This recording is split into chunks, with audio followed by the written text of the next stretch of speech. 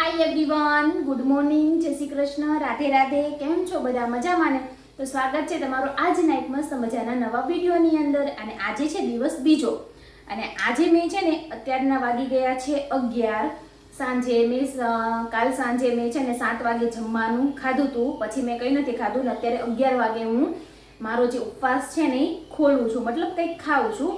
પણ હા, સવારે ઉઠીને મેં જે મેથીવાળું પાણી પીધું હતું ને એ તો પીવાનું જ છે. આપણે રેગ્યુલર કન્ટિન્યુ ઉપવાસ દરમિયાન પણ તમે પાણીનો ઉપયોગ કરી શકો છો, બરાબર છે. પાણી જેટલું પીવું હોય ને એટલું પી શકો છો, પણ ખાવાનું કંઈ નથી.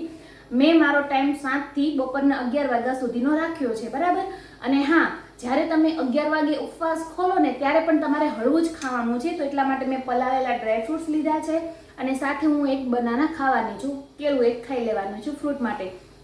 કહેવાય છે કે આપણે ઉપવાસ કર્યો હોય અને પછી ડાયરેક્ટ જો હેવી ખાઈએ ને તો આપણા પેટને ખૂબ ભારે પડે છે, અને છે ને વજન ઉતારવાની પ્રોસેસ બહુ છે ને ધીમી પડી જાય છે, અને બહુ સારું રિઝલ્ટ નથી મળતું.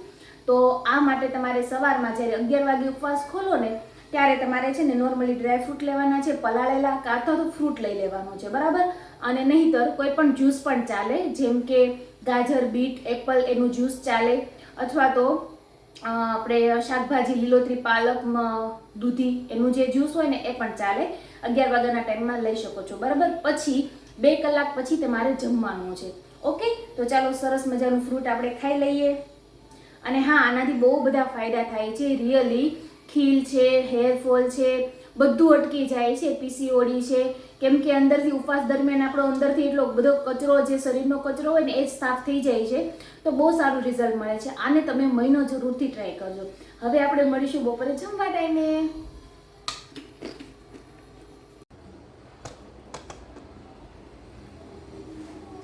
હેલો એવરીવન, તો અત્યારે બપોરના 1 વાગી ગયા છે, અને અત્યારે હું જમવા માટે બેસી ગઈ છું. જમવામાં મેં સરસ લીધું છે, સલાડ છે, અડધી રોટલી છે, શાક છે, અને એક વાટકો દાળ છે.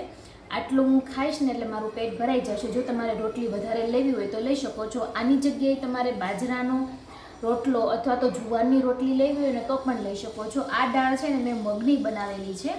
એની અંદર મેં કોઈ પણ જાતનો વઘાર નથી કર્યો, અથવા તો તેલનો પણ ઉપયોગ નથી કર્યો. નોર્મલી બાફી લીધેલી છે, અને પછી થોડુંક બધા કહેવાય ને હળદર, ધાણા જીરું અને ચટણી ને એવું નાખીને ઉકાળી લીધી છે. બીજું કોઈ વસ્તુ આની અંદર એડ નથી કર્યું, નથી ખાંડ પણ એડ કરી કે નથી ગોળ પણ એડ કર્યો, બરાબર છે. અને સાથે મસ્ત મજાની 1 ગ્લાસ જેટલી છાશ છે. તો ચાલો બધા જમવા.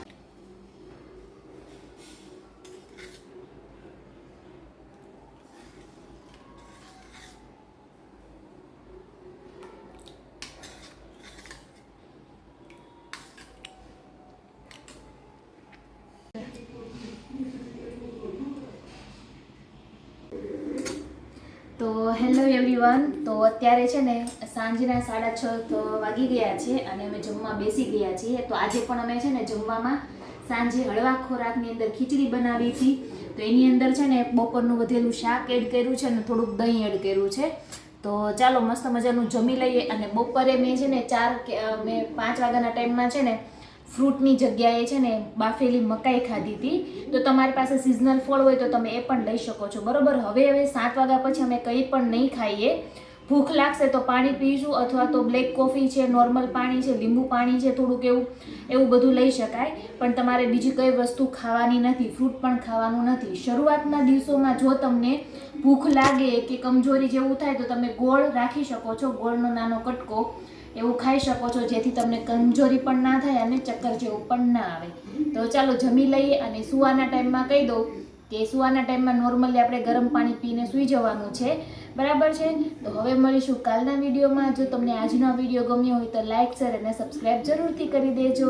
મળીશું કાલે. Bye bye.